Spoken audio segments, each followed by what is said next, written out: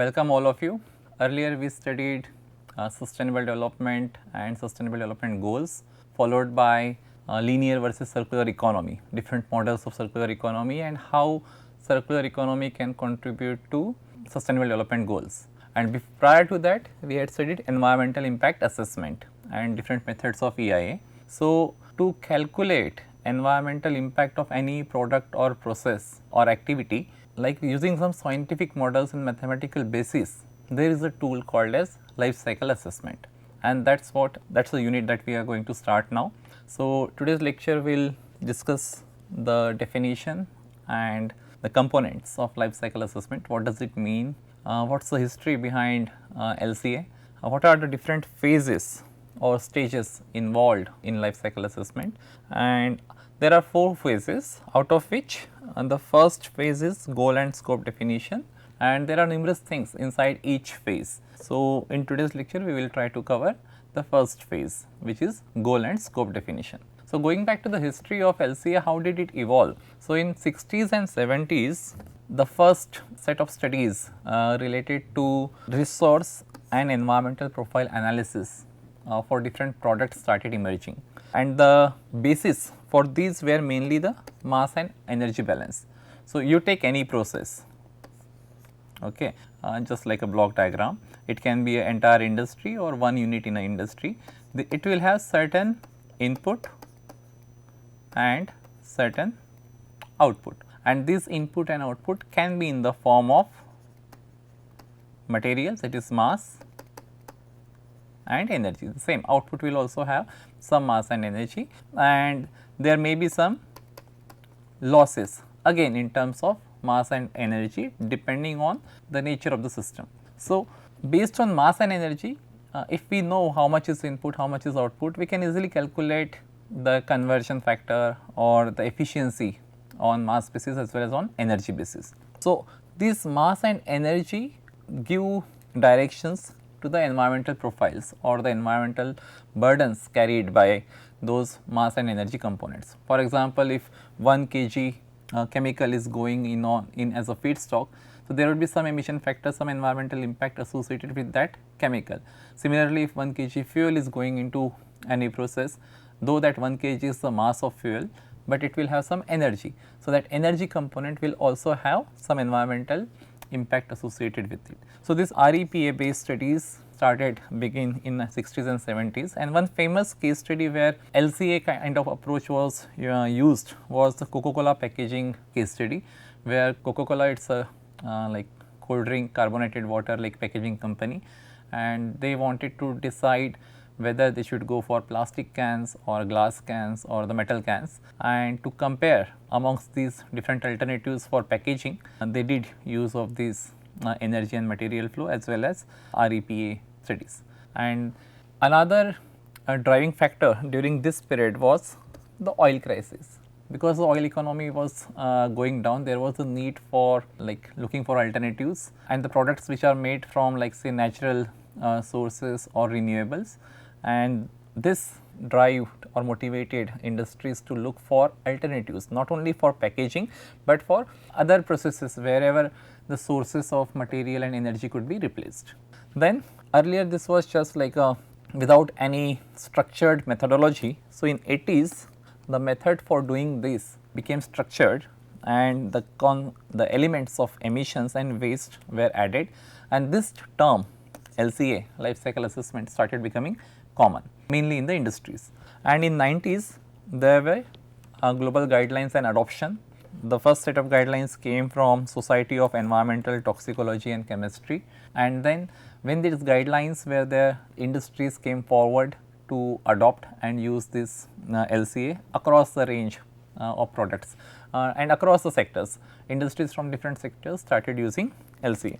In 2000s, ISO standards and different softwares like Excel tools or like softwares like SIMA Pro, Gabi, and the databases like EcoInvent started coming into picture, which gave it a more sophisticated, like what we say, look for the entire LCA analysis.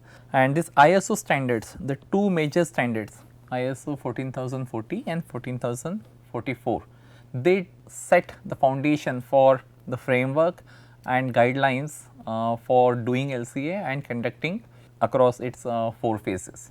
And recently in the last decade, it was more like sustainability focused and advanced versions of LCA, like where circular economy, AI based dynamic LCA components, or carbon water footprints, or something like energy food water nexus. The concepts like these started getting involved into life cycle assessment. Also like the midpoint indicators, the endpoint indicators. So it started becoming more and more, like I won't say complicated, but more and more advanced. So that's the history of life cycle assessment, and nowadays almost all the companies that deal with environmental consultancy or energy or carbon credits consultancy based works, they make use of this LCA drastically.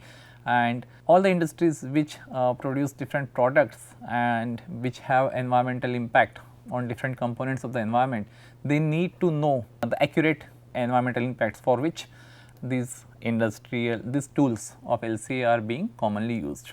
And for your information, the softwares like Semafro, Gabi, these have like different prices for academic purposes when it is purchased by universities or research institutions, and for industries or commercial applications they have much higher prices, but still they are in huge demand since the last decade. So, what is life cycle assessment? United Nations EPA program defines LCA as a technique to make more informed decisions through a better understanding of human health and environmental impacts of, it can be of products, processes and activities. So, ultimately it is a tool which will help decision makers to take decision, and those decisions will be related to the performance or the technology which is used to manufacture products, the processes, activities, and all the stages during a life cycle of a product which may have environmental, and not just environmental, but also social or human health impacts. Related to those, any decisions if needed to be taken, it will be taken on the basis of LCA findings. This includes evaluation of air, water, land and energy consequences of product or process, and the possible alternatives. Suppose if we have multiple options for a single problem, then all those options will be compared on the basis of their impacts on different components of environment, and whichever option or alternative has a lower impact will be chosen. So, that is what LCA is typically used for. First, it is used to estimate environmental impacts of the existing process, and if there are other alternative processes to the existing process, it can be used to do a comparison between between different processes. It is a systematic scientific method used to evaluate the environmental impacts of products, process throughout its entire life cycle. And LCA follows ISO standards. Basically, ISO standard gives or lays down the guidelines for principles and framework of LCA in 14040, and 14044 gives the requirements and guidelines for life cycle assessment. So, these are the two major standards which are directly related to life cycle assessment. If anyone of if you remember the ISO standard for environmental management system, it also had similar numbers, ISO 14001, right. So, a product life cycle, any product, it starts from the material phase where you try to extract raw materials from earth or from nature, and you process it, ship it, transport it. So, these arrows typically denote transportation. It goes to the production phase where those materials, utilities would be processed together and converted to some finished products. Those products need to be sold in the market or in industries or customers or end users. So, that will undergo the distribution phase, and distribution phase involves lot of energy consumption in the area of transportation, depending on like the distance between the manufacturer and the retailer or seller or the purchaser. It needs to be properly transported or distributed along that throughout that channel. So, that is the distribution phase, which involves mainly the transportation, storage and distribution. Finally, when it goes to the end users, there will be the use phase where that particular product would be used or consumed, and once it is used or consumed, when it begins to lose its life, when it becomes useless during its end of life, it will be either thrown into the market, or it can be recycled back, or some of the materials can go again back to the material phase. And so, that is the typical product life cycle according to ISO 14040. And during each of these 5 stages, there are lot of material and energy going in and coming out of the system. Okay. This individual phase may have multiple units, like a production. When we say production phase, it may have tens or hundreds of machineries, like for example, a refinery. A refinery will have reactors, adsorption towers, cooling towers, distillation columns, and each of those equipment would need lot of energy, and it will have some mass going in, some mass coming out, lots of chemicals, solvents, some of them may be regenerated, some of them may be thrown. So, there would be input and output of material and energy in almost each phase, and there would be lot of emissions or wastages or losses during each stage. So, all those things which are released into the environment are definitely going to have impact on the environment. Also, when we try to supply those raw material or those energy using different sources, even getting that energy or raw material out of the nature, that will also involve some energy expenditure and some environmental impacts. So, that we will see later, like how do we define the system boundary and what environmental impacts we can consider. But anyway, a typical product life cycle, it starts from material phase, goes to production phase, then distribution, transportation, use or consumption phase, and then the end of life. So, based on this, if you look at LCA framework, it typically has 4 phases. First thing is goal and scope definition. So, you define the goal and the scope, like within which the boundary or the system or the functional unit within which we have to do the LCA. Once the goal and scope is set, we know the problem statement. This is what we need to solve. Next step is collecting the data, which is called as inventory analysis, which will involve lot of material and energy values, and this inventory analysis is followed by life cycle impact assessment or impact assessment. And based on these 3, like once they go sequentially, once we calculate the environmental impact based on the data or inventory collected, there would be the interpretation of results, and these results would have direct applications. It can be used in product development and improvement, strategic planning, policy making, marketing, and there may be other applications of this LCA framework or the findings of this LCA activity. If you look at the 4 phases, you can see there are reversible arrows connecting to almost each stage. So, what it means, this interpretation or analysis, it goes on throughout the LCA and not just when we get the final results after impact assessment. Okay, interpretation can be done at any stage, and even though it is preferred to go sequentially, but many times the goal and scope what we defined initially may not be correct or perfect, and probably when we do inventory analysis we realize that maybe the scope needs to be changed, maybe the goal needs to be changed slightly. So, that feedback loop is always there. Similarly, once the inventory is final, when we calculate the impact assessment, and if we are not getting the, like say, reliable or rational results, we can think of modifying inventory analysis also, like maybe some items which are important are missed and we need to collect more data. So, that feedback thing is important, and that is what makes this process iterative and time consuming, but the findings coming out of it are reliable and dependent, based on which different policies or strategies could be formulated. So, 4 phases of LCA are there. Let us look at one by one. These are the explanations of the phases which we saw in the figure. Goal and scope, to understand and clearly state the purpose of the study, why we are conducting the study, for whom, who is the target audience, and what would be the intended or the application or use of the result that we get from LCA. Life cycle inventory, this it is like I said, data collection, but not just collection, validation also, to quantify and collect all the necessary input output data regarding the system. LCI, impact assessment, to provide additional information to help evaluate LCI results in order to better understand their environmental significance or environmental impacts. And interpretation would be summarizing and analysis of the results of LCI as well as LCIA, that is impact assessment, and based on which conclusions, recommendations or decision making could happen. So, like those two arrows which shows that the phases are often interdependent, they are not independent, they are interdependent. Results of one phase can inform how other phases are completed or how other phases can be modified. So, coming to the phase 1, that is goal and scope definition.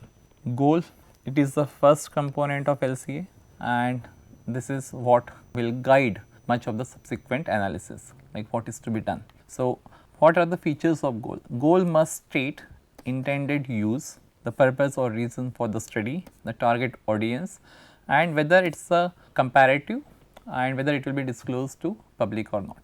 So, comparative means if we are comparing multiple options or alternatives for a same problem, and if it is not comparative, it can be just for one given system we calculate the environmental impact. Scope, it provides the background information, the details of methodology that we are going to choose or use and the report format, like how the report would look like.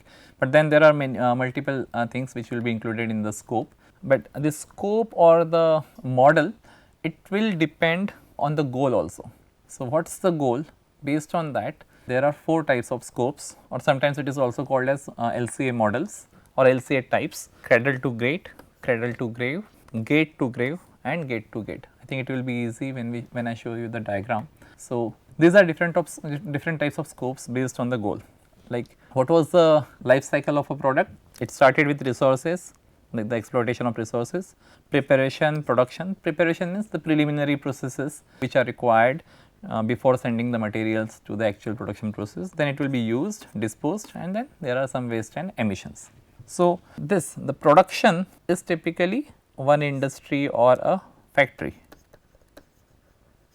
and factory or industry is always a gated campus. So, if we have to do LCA for the production facility or that factory or industry, right, if this is a factory and if that is the gate of the factory, all the materials or input or raw material utility coming into the factory and the output finished products going out of the gate of the factory. So, that would be the gate to gate LCA, where everything involved within the walls of the factory would be considered. Okay. Now, if we take what we say cradle to gate, right from the exploitation of raw materials till the final finished product is made, that is cradle to gate. It involves how those raw materials and intermediates or energy which are required in preparation before production are like involved, that gives you cradle to gate. And gate to grave would be for once the product leaves the production facility, then also it has got some life cycle stages, that is its use or consumption phase and disposal. So, that gives the gate to grave. And if you want to do the full analysis of cradle to grave, it starts from exploitation of raw material to the disposal. There can be one more, cradle to cradle, where this recycling group can be there and the materials after disposal can be recycled back to the preparation stage or the production stage. That can be called as the cradle to cradle because it never ends up in the grave if you follow the circular economy model. But yeah, so these are the 4 commonly used in the real world, that is gate to gate, gate to grave, cradle to grave and cradle to gate. So, these are the definitions or system boundaries and what it covers for those 4 scope types. So, cradle to gate, raw material extraction to the gate of the factory, what it covers? Extraction, processing, manufacturing before the product leaves the factory, because once the product leaves the factory, then the phase of transportation or distribution starts. Cradle to grave, the extraction of raw material to the end of life. So, basically it includes the entire life cycle of the product, full life cycle from extraction to disposal. Gate to gate, it just from the moment when the materials arrive into the factory and the product leaves. So, whatever is coming into the gate of factory and leaving out.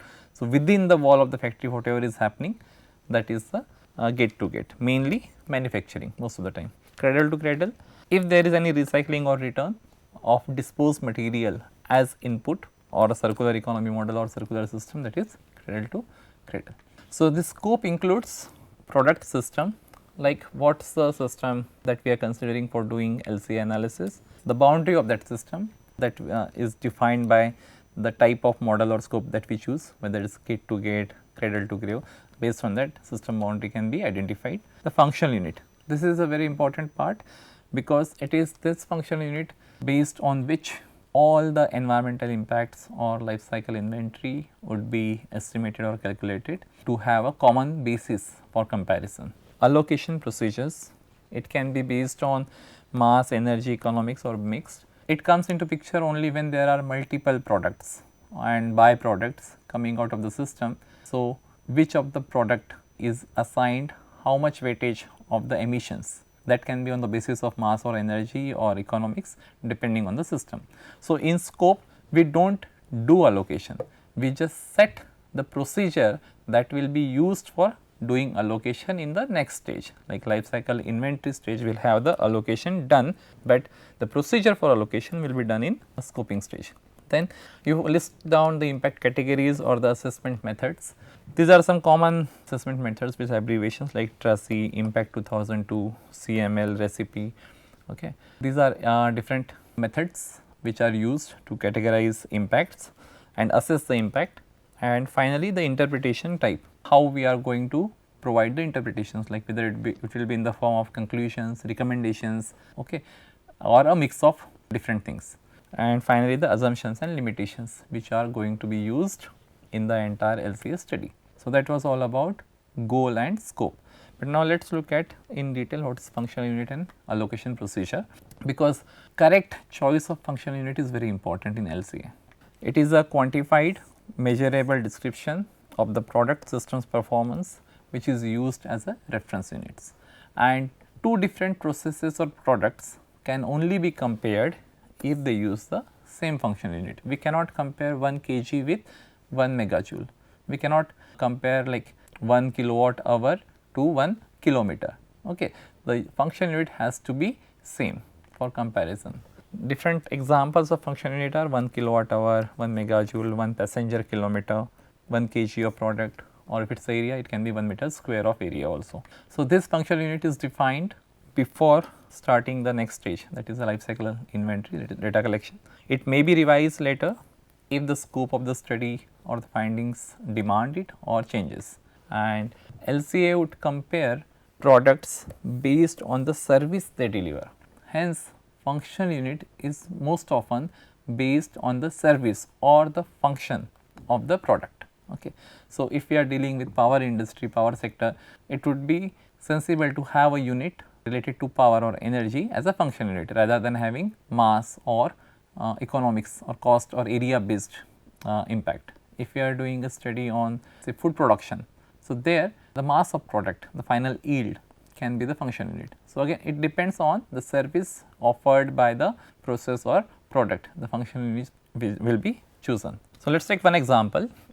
If we have to do the comparison of different fuels for functional unit, because it is a fuel, the purpose of fuel is to provide energy. So, 1 megajoule heat output can be taken as a functional unit. Now, different fuels have different calorific values and different emissions factor also, like coal will have different, oil, gas will have different, biomass will have a different properties. So, let us take one example here, just fuel A, fuel B, which has calorific value 50 and 25. So, fuel A has a higher calorific value. So, based on calorific value, which fuel is better? Obviously, fuel A. Now, the emissions in kg CO2 per kg fuel, for A it is 2 kg CO2 and for fuel B it is 1.2. So, emission wise fuel B is better. Now, by calorific value fuel A is better, by emissions fuel B is better. So, which one would be better? For that, I think if we have a functional unit which is 1 megajoule, if we compare on the basis of that, that will give us a better clear answer. So, how much fuel would be required for 1 megajoule? Because here 1 kg can give 50 megajoule. So, for 1 megajoule it will take 1 by 50, that is 0.02 kg. Similarly, here 1.2 by 25 it will give 0.04 kg. So, we need twice the amount of fuel B than fuel A to get the same amount of energy. But now, if you look at the emissions per functional unit How will they be calculated? For 1 kg, 2 is the emissions for 1 kg of fuel, 2 kg CO2 is emitted. We need 0.02 kg fuel. So, 0.02 into 2, so 0.04 kg CO2 is the final emissions for fuel A, and for fuel B it is 0.048. So, now based on the functional unit, because the purpose of fuel is to provide energy, and per unit megajoule the emissions of fuel B are higher than that of fuel A. So, it means fuel B comes out to be the less preferred one. This would be the preferred one, the one which is having higher calorific value, higher emission, but lower emissions per functional unit. So, that is why just based on this data it would have been difficult to make a decision, but based on the sensible rational function unit, now it is easy to make a decision why we would be choosing fuel A. Okay. Now, using 1 kg, if we use 1 kg fuel as a basis, as a function unit here, that would give us a wrong answer, and it would be unfair also, it would be biased, because different fuels have different calorific values and different emission factors. When the calorific values are different, when emission factors are different, so based on the energy that they deliver, like 1 megajoule, that is fine, but based on the mass of fuel, choosing the better amount, better fuel won't make sense. Okay. So, the sensible decision would be based on this functional unit, because the service provided by fuel is energy. So, the function unit has to be related to energy. Second thing was allocation in the scoping, like once we have system boundary, function unit, the second was allocation, and this is a process of splitting the environmental burdens of one process between two or multiple products or co-products. If in a single process we have say multiple products, okay, and if the environmental impact is to be calculated for product A, so we can't assume that product B will have 0 impacts. There will be some environmental burden or load, some portion of that load which will be shared by product B also, and again based on the system or the service provided by the products or system, the functional unit will be chosen and the allocation basis will also be chosen. So, if functional unit is based on energy, allocation may be based on energy. If functional unit is based on mass, allocation can be based on mass most of the time, and sometimes it can be the combination of both, or sometimes it can be related to the cost. Okay. And allocation is needed when one process gives multiple outputs. If there is a single output, we do not need it. Let us take one example. Suppose for any system the total energy used is 100 megajoule and CO2 emissions are 50, and outputs are, there are two products A and B, product A is 2 kg, product B is 1 kg. So, total 3 kg product output is there. Now, how do we decide the allocation? So, allocation factor would be on the basis of mass, because it is the mass of product that we are using. So, function unit in this case can be preferably on the mass basis, and then if function unit is on energy basis, we may have to do allocation on energy basis, and if function unit is on the emission basis, we may have to do allocation on the emission basis. Okay. So, we do not know what is the function unit yet. So, when we are not aware of function unit, let us see when we try to allocate these products on different basis like mass, energy or CO2, how does these numbers vary. So, based on mass, it is 2 kg out of 3 kg and B is 1 kg out of 3 kg. So, 2 by 3 and 1 by 3, 67% and 33% would be the allocation of environmental burdens based on the mass. If we do it on the energy basis, total energy use is 100. So, 67% of that 100 would be related to product A and 33% of that 100 would be related to product B. So, on energy basis it is coming out to be 66% and 33%, okay, similar to the mass. Now, allocated CO2 basis. So, total CO2 emissions is 50. So, based on the mass, 2 by 3 of 50 is 33% and 1 by 3 of 50 is 16%. So, the allocated value for CO2 is 33 and 16. Okay. So, that is how you can get different allocation factors based on different basis. Sometimes it can come even same also.